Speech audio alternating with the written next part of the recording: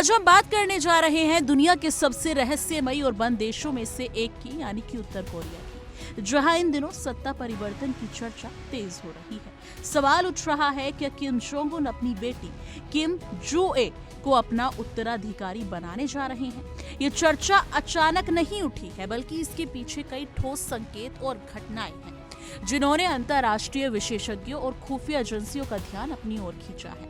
दक्षिण कोरिया की खुफिया एजेंसी नेशनल इंटेलिजेंस सर्विस यानी कि NIS ने हाल ही में संसद की एक बंद कमरे की ब्रीफिंग में जानकारी दी कि किम जुए अब केवल उत्तराधिकारी प्रशिक्षण के चरण में नहीं है, बल्कि उत्तराधिकारी के रूप में नामित होने के चरण तक पहुंच चुकी हैं। शब्दों में ये बदलाव साधारण नहीं माना जा रहा, बल्कि इससे सत्ता हस्तांतरण की प्रक्रिया के आगे बढ़ने का संकेत समझा जा रहा है। यानी कि पिछले 2 वर्षों में किम जो ए की सार्वजनिक उपस्थिति में उल्लेखनीय वृद्धि देखी गई है। वो अपने पिता किम जोंग उन के साथ कई महत्वपूर्ण सैन्य और राजनीतिक कार्यक्रमों में नजर आई हैं, जिसके द्वारा ये सारे निर्णय लिए गए हैं। यानी कि इंटरकॉन्टिनेंटल बैलिस्टिक मिसाइल लॉन्च के दौरान बड़े सैन्य परेड में, कोरियन पीपल्स आर्मी की स्थापना दिवस समारोह में, वायुसेना दिवस पर और यहाँ तक कि कुम सुसान पैलेस ऑफ दी सन जैसे प्रतीकात्मक स्थलों पर भी उनकी मौजूदगी दर्ज की गई है। उत्तर कोरिया जैसे नियंत्रित और सख्त राजनीतिक ढांचे वाले देश में किसी भी व्यक्ति की सार्वजनिक उपस्थिति बेहद सोच समझकर तय की जाती है।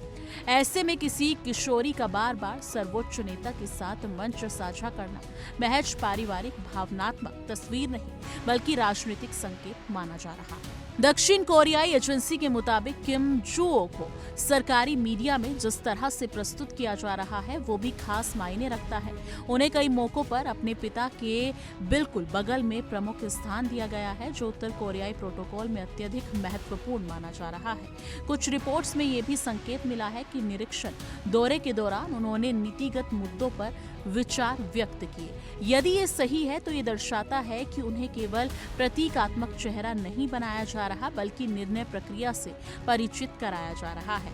NIS का मानना है कि वो अब डी फैक्टो यानी कि व्यवहारिक रूप से दूसरे सबसे संवेदनशाली यानी कि व्यक्ति के रूप में उभर रही हैं। उत्तर कोरिया में 1940 के दशक से किम परिवार का वंशानुगत शासन रहा है।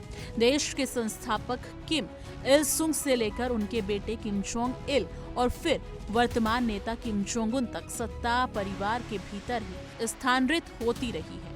किम जोंग उन को भी 2011 में उनके पिता की मृत्यु से पहले ही उत्तराधिकारी के रूप में स्थापित कर दिया गया था। ऐसे में ये मानना असंभव नहीं है कि वर्तमान नेतृत्व भी समय रहते अगली पीढ़ी को आगे लाने की रणनीति पर काम हो रहा है। हालांकि उत्तर कोरिया ने आधिकारिक रूप से किम जुओ को उत्तराधिकारी घोषित नहीं किया है, लेकिन संकेतों की श्रृंखला ने अटकलों को मजबूत कर दिया है। विशेषज्ञों का ध्यान इस महीने के अंत में होने वाली वर्कर्स पार्टी कांग्रेस पर टिकी हुई है। माना जा रहा है कि यदि इस कांग्रेस में किम जो ए को कोई औपचारिक उपाधि दी जाती है तो पार्टी के नियमों में संशोधन किया जाता है या उन्हें किसी विशेष प्रोटोकॉल के तहत स्थान दिया जाता है, तो ये उत्तराधिकार की औपचारिक पुष्टि का संकेत हो सकता है। सत्ता परिवर्तन जैसे संवेदनशील विषय पर उत्तर कोरिया कभी भी अचानक कदम नहीं उठाता, बल्कि धीरे धीरे वातावरण तैयार करता है। किम जो ए की अंतर्राष्ट्रीय मौजूदगी भी चर्चा का विषय रही है। पिछले वर्ष वो अपने पिता के साथ चीन की यात्रा पर गई थी, जहां वो बुलेट प्रूफ ट्रेन से बीजिंग पहुंची और एक सैन्य परेड में शामिल हुई। ये उनकी पहली प्रमुख अंतर्राष्ट्रीय सार्वजनिक उपस्थिति मानी गई। किसी संभावित उत्तराधिकारी को वैश्विक मंच पर दिखाना एक सोची समझी कूटनीतिक रणनीति हो सकती है, ताकि अंतर्राष्ट्रीय समुदाय भी आने वाले नेतृत्व से परिचित हो सके।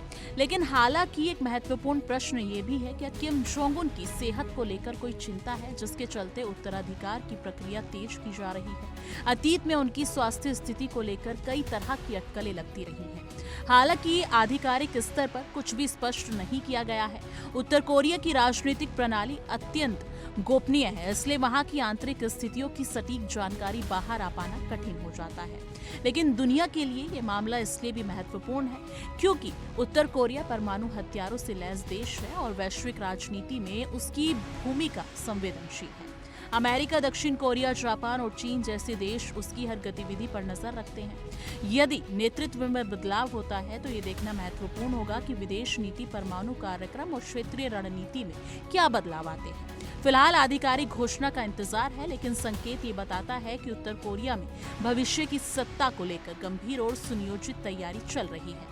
आने वाले दिनों में होने वाली पार्टी कांग्रेस इस दिशा में बड़ा संकेत दे सकती है और तब ये साफ हो पाएगा कि किम जोंग उन के बाद उत्तर कोरिया की कमान किसके हाथ में होगी। लेकिन इस मुद्दे पर आपकी क्या कुछ राय है? कमेंट सेक्शन में अपनी राय जरूर साझा कीजिएगा। देखिए इंडिया डेली 24/7 अब आपके स्मार्ट टीवी पर। इंडिया डेली मौजूद है सभी डिजिटल प्लेटफॉर्म पर लाइव और लगातार। इंडिया डेली 24/7 हर दिन राष्ट्र को समर्पित।